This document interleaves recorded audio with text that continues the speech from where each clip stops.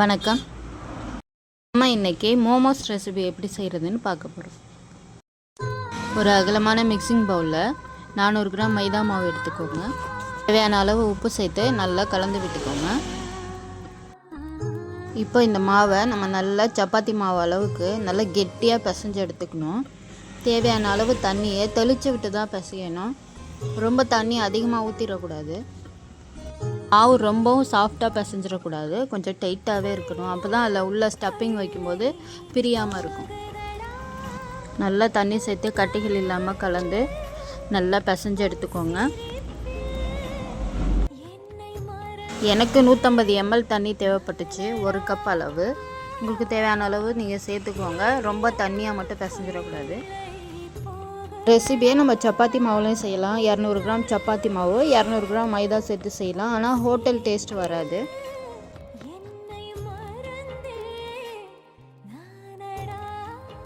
மைதாவில் செய்யும்போது தான் அந்த ஹோட்டல் டேஸ்ட்டு கிடைக்கும். இந்த ரெசிபிக்கு மாவு பசைகிறது ரொம்ப முக்கியம். எந்த அளவுக்கு நல்லா மாவு பசைகிறோமோ அந்த அளவுக்கு நல்லா சாஃப்டாக வெந்து வரும். அதனால் பொறுமையாக நல்லா மாவை பசைஞ்சு எடுத்துக்கோங்க.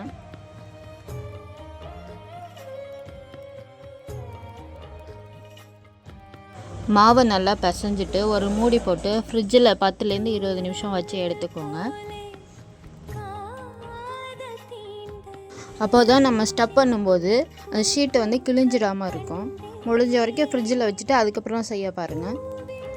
மாவு ரெடி ஆகிடுச்சு. இதை ஒரு மூடி போட்டு மூடி ஃப்ரிட்ஜில் ஒரு 20 நிமிஷம் வச்சு எடுத்துக்கோங்க. இந்த டைமில் நம்ம உள்ளே வைக்கிற ஸ்டப்பிங்கை ரெடி பண்ணிக்கலாம். ஒரு கடாயில் 2 ஸ்பூன் எண்ணெய், 1 ஸ்பூன் ஜீரகம், கூடவே பொடியாக நறுக்கின இஞ்சி, பொடியாக நறுக்கின பூண்டு சேர்த்துக்கோங்க. சேர்த்து நல்லா கலந்து விட்டுருங்க.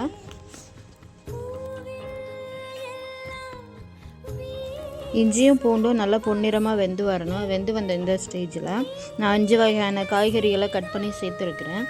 நல்லா பொடியாக நறுக்கி சேர்த்துக்கணும். அப்போ தான் சீக்கிரம் நல்லா வெந்து வரும். இப்போ அடுப்பை வந்து நல்லா ஹை ஃப்ளேமில் வச்சுக்கணும். அடுப்பை வந்து ஸ்லோ பண்ணக்கூடாது. ஹை ஃப்ளேமில் வச்சா தான் இந்த காயிலேருந்து தண்ணி விடாது. இல்லைன்னா தண்ணி விட்டு அப்படியே சொதன்னு ஆகிடும், ஸ்டப்பிங் வைக்க முடியாது. அடுப்பை வந்து ஹை ஃப்ளேம்லேயே வச்சுட்டு நல்லா கலந்து விடுங்க. கலந்து விட்டுட்டு கூட இதுக்கு தேவையான அளவு உப்பு சேர்த்துக்கணும். உப்பு சேர்த்துட்டு 1 ஸ்பூன் ஒயிட் சுகரும் சேர்த்துக்கோங்க. அப்போ தான் காய்கறிலாம் கலர் சேஞ்ச் ஆகாமல் இருக்கும். அடுப்பை நல்லா ஹை ஃப்ளேம்லேயே வச்சுட்டு கலந்து விடுங்க. காய் வந்து ஒரு 85% நல்லா ஃப்ரை ஆகணும். வேளை உங்களுக்கு காய் தண்ணி விட்டுருச்சு அப்படின்னா லைட்டாக அரிசி மாவு இல்லைன்னா சோள மாவை லேசாக அப்படியே தூவுனாப்பில் சேர்த்துக்கோங்க. ரொம்ப சேர்க்கக்கூடாது. காய் வந்து 85% ரெடி ஆகிடுச்சு. இப்போ நம்ம சாஸ் ஐட்டம்லாம் சேர்த்துக்கலாம்.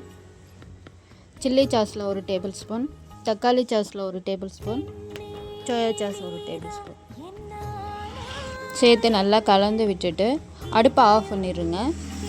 இதை நல்லா ஆற வச்சு எடுத்துக்கணும். நல்லா ஆறினதுக்கு அப்புறம் தான் இதை ஸ்டப் பண்ண முடியும். அதனால் நல்லா ஆற வச்சு எடுத்துக்கோங்க.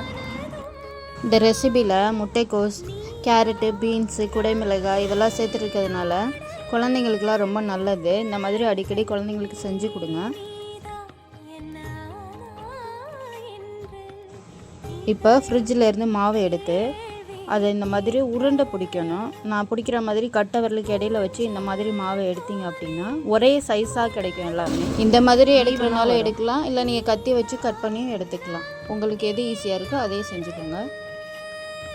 இப்போ மாவை சப்பாத்தி கட்டையில் இந்த மாதிரி விரிச்சிட்டு இதுக்குள்ளே நம்ம தேவையான அளவு ஸ்டப்பிங் வச்சு ஸ்டப் பண்ண வேண்டியதுதான். ரொம்ப தின்னாகவும் இருக்கக்கூடாது, ரொம்ப திக்காகவும் இருக்கக்கூடாது. மீடியம் அளவில் விரிச்சுக்கோங்க ஷீட்டை. சப்பாத்தி கட்டையில் மாவு ஒட்டி பிடிக்காமல் இருக்க லைட்டாக மைதா மாவு தூவி இருக்கேன். நீங்களும் அதே மாதிரி தூவி விரிச்சுக்கோங்க.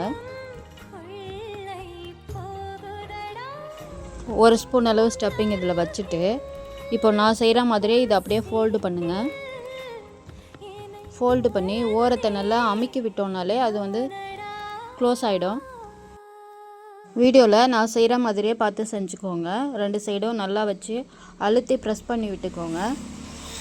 மாவு ஃப்ரிட்ஜில் வச்சு எடுத்ததுனால மேக்ஸிமம் அது ஷீட்டு வந்து கிழிஞ்சு போகாது. நல்லா ப்ரெஸ் பண்ணி எடுத்துக்கோங்க. இதை ஃபோல்டு பண்ணுறதுக்கு கொஞ்சம் கஷ்டமாக இருக்கும்.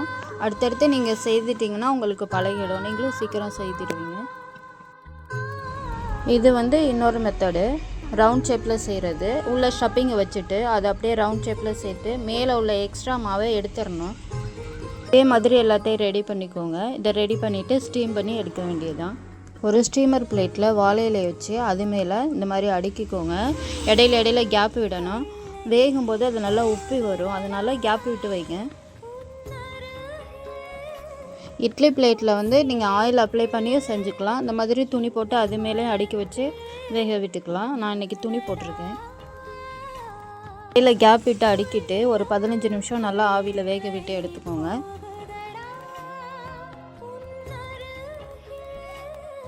அவ்வளோதான், சுவையான மோமோஸ் ரெடி ஆகிடுச்சு. இந்த ரெசிபி உங்களுக்கு பிடிச்சிருந்தா நம்ம சேனலை சப்ஸ்கிரைப் பண்ணிக்கோங்க.